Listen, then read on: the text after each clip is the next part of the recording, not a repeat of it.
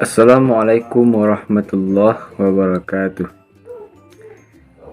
Baiklah, kami dari kelompok 4 yang beranggotakan saya sendiri Adilizil Ikram dengan NIM 2016040063 dan Mela Ardianis dengan NIM 2016040049 dan Riri Moliska dengan NIM 2016040078. Kami di sini akan menjelaskan materi tentang sistem akuntansi piutang. Baiklah, saya akan menjelaskan poin yang pertama, yaitu informasi yang diperlukan manajemen. Prosedur pencatatan bertujuan untuk mencatat mutasi piutang dalam perusahaan pada setiap debiturnya. Dalam pencatatan piutang terdapat unsur informasi yang diperlukan manajemen, yaitu yang pertama ialah saldo piutang pada saat tertentu pada saat debitur, dan yang kedua riwayat pelunasan piutang yang dilakukan oleh setiap debitur, dan yang ketiga adalah umur piutang kepada setiap debitur pada saat tertentu.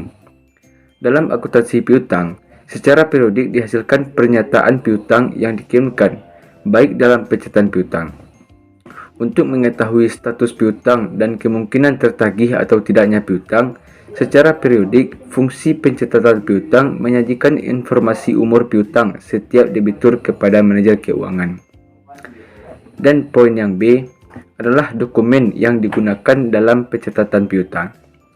Dokumen pokok yang digunakan sebagai dasar pencatatan ke dalam kartu piutang adalah yang pertama adalah faktur penjualan. Faktur penjualan ini digunakan sebagai dasar pencatatan timbulnya piutang dari transaksi penjualan kredit. Dan yang kedua adalah bukti kas masuk. Bukti kas masuk ini digunakan sebagai dasar pencatatan berkurangnya piutang dari transaksi pelunasan piutang oleh debitur. Dan yang ketiga ialah memo kredit. Memo kredit ini digunakan sebagai dasar pencatatan retur penjualan. Dokumen ini dikeluarkan oleh bagian order penjualan. Dan yang keempat adalah bukti memorial. Bukti memorial adalah dokumen sumber untuk dasar pencatatan transaksi ke dalam jurnal umum. Dalam pencatatan piutang, dokumen ini digunakan sebagai dasar pencatatan penghapusan piutang. Dokumen ini dikeluarkan oleh fungsi kredit yang memberikan otorisasi penghapusan piutang yang sudah tidak dapat ditagih lagi. Dan poin yang C adalah catatan akuntansi yang digunakan. Yang pertama ialah jurnal penjualan. Catatan ini digunakan untuk mencatat timbulnya piutang dari transaksi penjualan kredit. Dan yang B adalah jurnal retur penjualan. Catatan ini digunakan untuk mencatat berkurangnya piutang dari transaksi retur penjualan. Dan selanjutnya adalah jurnal umum. Catatan ini digunakan untuk mencatat berkurangnya piutang dari transaksi penghapusan piutang yang tidak dapat ditagih lagi. Kemudian adalah jurnal penerimaan kas. Jurnal penerimaan kas ini digunakan untuk mencatat berkurangnya piutang dari transaksi penerimaan kas yang berasal dari debitur. Kemudian ada kartu piutang. Ini digunakan untuk mencatat mutasi dan saldo piutang kepada setiap debitur. Mungkin hanya sekian materi yang dapat saya jelaskan. Selanjutnya akan dilanjutkan oleh teman saya. Terima kasih. Baiklah, saya Riri Moliska, NIM 2016040078 akan menjelaskan tentang poin D dan E. Poin D yaitu metode pencatatan piutang. Nah, di dalam metode ini terdapat dua jenis metode. Yang pertama, metode konvensional. Metode ini yaitu metode posting ke dalam kartu piutang dilakukan atas dasar dicatat dalam jurnal. Nah, di dalam metode ini terdapat 4 transaksi. Yang pertama, transaksi penjualan kredit, yaitu diposting ke dalam kartu piutang atas dasar data yang telah dicatat dalam jurnal penjualan. Yang kedua, transaksi retur penjualan, yaitu posting transaksi berkurangnya data piutang dari transaksi retur penjualan diposting ke dalam piutang atas data yang telah dicatat dalam jurnal retur penjualan. Yang ketiga, transaksi penerimaan kas dari piutang, yaitu posting transaksi berkurangnya piutang dari pelunasan piutang oleh debitur diposting ke dalam kartu piutang atas dasar data yang telah dicatat dari jurnal transaksi penerimaan kas. Yang keempat, yaitu transaksi penghapusan piutang, yaitu transaksi berkurangnya piutang dari transaksi penghapusan piutang diposting ke dalam kartu piutang atas dasar data yang telah dicatat dalam jurnal umum. Yang kedua, yaitu jenis metode posting langsung. Nah, dalam metode ini terdapat dua metode, yaitu yang pertama metode posting harian.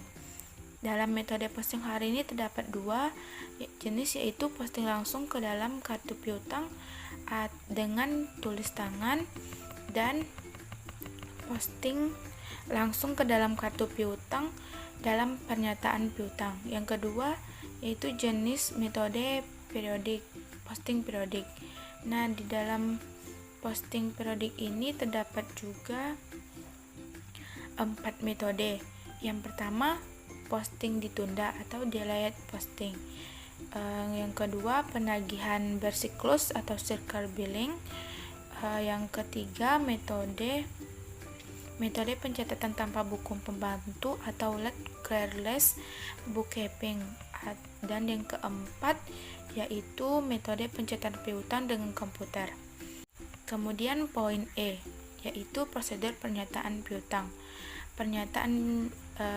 Ketahui pernyataan piutang itu adalah formulir piutang menyajikan jumlah kewajiban debitur pada tanggal tertentu dalam pernyataan piutang bentuk tertentu disertai dengan rincinya. Dalam pernyataan ini terdapat 4 pernyataan. Yang pertama, pernyataan saldo akhir bulan, yaitu pernyataan hanya menyajikan saldo piutang kepada debitur pada akhir bulan saja. Yang kedua, pernyataan satuan, yaitu pernyataan yang berisi saldo kewajiban debitur pada awal bulan, mutasi debit kredit selama sebulan beserta penjelasan rinci setiap transaksi. Kemudian saldo utang dagang debitur pada akhir bulan. Kemudian pernyataan saldo berjalan dengan rekening konvensional atau running balance statement with conventional accounts, yaitu piutang bentuk ini tidak berbeda dengan pernyataan satuan, tetapi perbedaan di antaranya satu ini terdapat pernyataan saldo berjalan dengan akun konvensional terletak pada posting dan isi catatan piutangnya. Kemudian pernyataan faktur yang belum dibayar. Pernyataan piutang berisi daftar faktur-faktur yang belum dilunasi oleh debitur pada tanggal tertentu disertai dengan tanggal faktur dan jumlah rupiah. Penggunaan bentuk piutang ini dimungkinkan jika pelanggan harus membayar jumlah yang tercantum dalam faktur. Saya Mela Ardianis dengan NIM 2016040049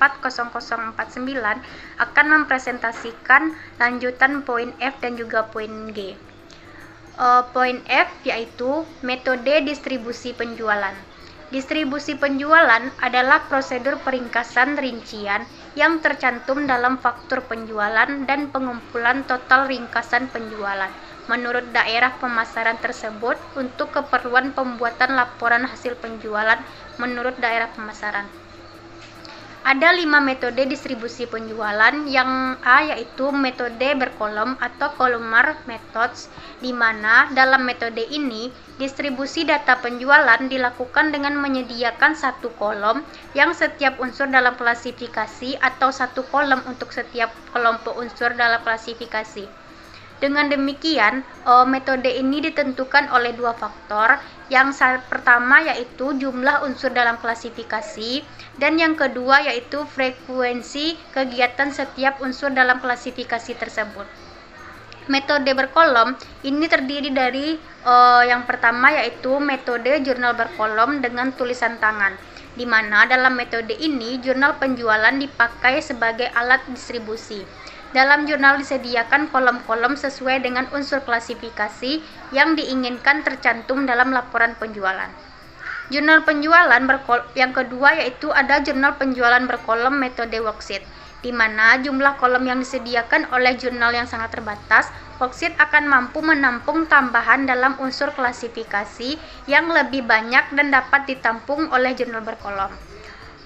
Namun dalam jumlah unsur dalam klasifikasi yang dapat ditampung oleh worksheet ini pun terbatas. Faktur penjualan dicatat ke dalam worksheet yang bersangkutan setiap hari dan setiap akhir bulan, dan pada setiap kolom worksheet dijumlah, dan jumlah tersebut disajikan dalam laporan hasil penjualan menurut jenis produk.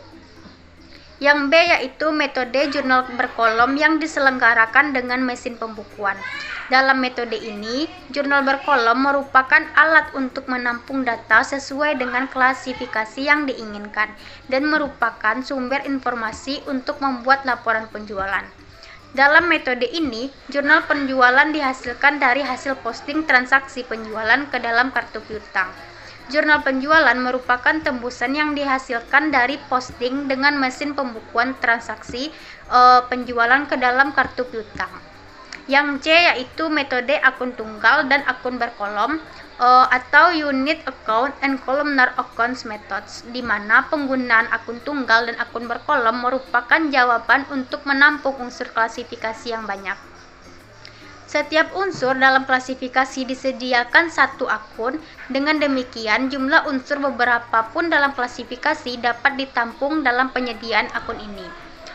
Yang D yaitu metode summary strip dan metode tiket tunggal atau summary strip and unit ticket methods, di mana dengan menggunakan metode summary strip, faktur penjualan diurutkan menurut klasifikasi yang ditetapkan sebelumnya dan jumlah setiap unsur klasifikasi yang dihitung dan dicatat dalam summary strip. Untuk membuat laporan periodik, misalnya mingguan, summary strip harian dijajarkan, dilakukan penjumlahan setiap baris dan summary strip secara mendatar, dan jumlahnya ditulis pada summary strip akhir minggu. Sedangkan dalam metode tiket tunggal dilakukan dengan mengubah media yang dipakai sebagai distribusi menjadi media tunggal. Media tunggal adalah media yang berisi satu penerbitan dan satu pengkreditan saja. Media campuran atau mixed media adalah media yang berisi lebih dari satu penerbitan dan lebih dari satu pengkreditan. Yang E yaitu metode register atau register methods, di mana metode register dalam distribusi penjualan dilakukan dengan alat register kas. Register kas yang sederhana dilengkapi dengan dua macam register yang memungkinkan setiap hari. Register kas ini menyajikan jumlah penjualan dengan dua macam klasifikasi. Register kas yang lebih canggih dapat memiliki register sampai 16, sehingga itu memungkinkan dihasilkannya laporan penjualan harian untuk 16 macam klasifikasi barang. Jika register kas ini dihubungkan dengan komputer, maka berbagai distribusi penjualan dapat dilakukan dengan komputer tersebut, sehingga manajemen dapat memperoleh laporan penjualan menurut informasi yang dikehendaki. Yang F yaitu metode dengan komputer. Metode ini menghasilkan informasi penjualan yang luar biasa. Kita hanya perlu memberikan kode yang benar terhadap transaksi penjualan yang terjadi, seperti klasifikasi informasi yang dikehendaki tampak pada laporan dan juga menggunakan metode ini. Juga pekerjaan sortasi dan juga sortasi kembali dilakukan dalam program komputer yang memerlukan waktu yang singkat, sehingga ketelitian diperlukan. Yang G yaitu bagan alir dokumen. Dapat kita lihat di PPT, itu terdapat yang pertama ada bagan alir metode konvensional, di mana pada bagan ini posting kartu piutang dilakukan berdasarkan data yang dicatat dalam jurnal, di mana transaksi yang mempengaruhi piutang adalah transaksi penjualan kredit, retur penjualan penerimaan kas dari piutang, dan transaksi penghapusan piutang. di mana terdapat 4 jurnal, yaitu jurnal penjualan yang berbentuk faktur penjualan, penerimaan kas berupa bukti kas masuk, retur penjualan berupa memo kredit, dan juga jurnal umum berupa bukti memorial. Yang kedua yaitu ada bagan alir penerimaan piutang, di mana transaksi dicatat dalam jurnal penerimaan kas berdasarkan kas masuk yang dilampiri dengan surat pemberitahuan dari debitur. Posting transaksi berkurangnya piutang dari pelunasan piutang oleh debitur itu diposting ke dalam kartu piutang berdasarkan data yang telah dicatat dalam jurnal penerimaan kas dari piutang.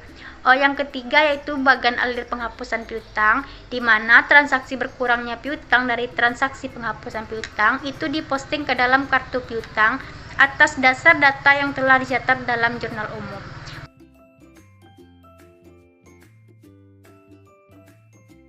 Baiklah, itulah hasil presentasi dari kelompok kami. Saya akhiri. Assalamualaikum warahmatullahi wabarakatuh.